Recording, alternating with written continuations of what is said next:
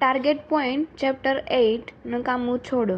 એક શિલ્પકાર હતો. દિવસ રાત બસ પથ્થરો વચ્ચે રહે અને પોતાની કલ્પના શક્તિ, છીણી અને હથોડીની મદદથી નવા શિલ્પ બનાવે. શિલ્પકારે અનેક દિવસો અને રાતોના ઉજાગરા બાદ સુંદર શિલ્પો બનાવ્યા. કામણગારી, સુંદર યુવતી, મા અને તેના ખોળામાં નાનું બાળક, માની આજુબાજુ રમતા બે બાળકો, એક સુંદર કુટુંબ, હસતા ફૂલો, ગર્જના કરતો સિંહ. હવે ઘણી કૃતિઓ તૈયાર થઈ જતાં શિલ્પકારના શિલ્પોનું પ્રદર્શન યોજાયું. પ્રદર્શનને ખૂબ સારો પ્રતિભાવ મળ્યો. અનેક કલાપ્રેમીઓ પ્રદર્શન જોવા આવ્યા. પ્રદર્શન જોઈ શિલ્પકારની કલાની આવડત અને કલ્પનાશક્તિના ખૂબ વખાણ થયા. લગભગ બધી જ કૃતિ વેચાઈ ગઈ. છેલ્લે દિવસે એક પત્રકાર શિલ્પકારનો ઇન્ટરવ્યૂ લેવા આવ્યો. પત્રકારે શિલ્પકારને પ્રશ્ન પૂછ્યો કે તમારી ગણના એક સિદ્ધ હસ્તકલાકારમાં થાય છે. તમે પથ્થરોમાંથી સુંદર શિલ્પ બનાવી તેમાં પ્રાણ પૂરો છો.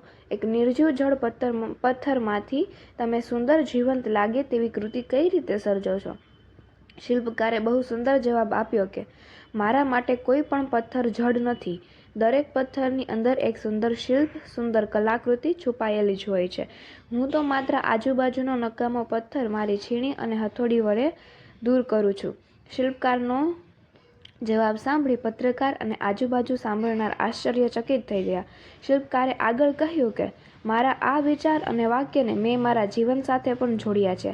જેમ પથ્થરમાંથી આજુબાજુનો નકામો પથ્થર કાઢી હું શિલ્પનું નિર્માણ કરું છું, તેમ મારા મન અને મગજમાં રહેલા નકામા ભાવ, ચિંતા, ઈર્ષ્યા, નિંદા, લોભ, દુઃખ વગેરેને સારા વિચારો અને સત્સંગની મદદથી કાઢી નાખી મારા મન અને જીવનનું પણ એક આનંદસભર શિલ્પ કંડારું છું. જેમ દરેક પથ્થરની અંદર એક શિલ્પ છુપાયેલું હોય છે, તેમ દરેક મનની અંદર ખુશી અને આનંદ છુપાયેલા હોય છે.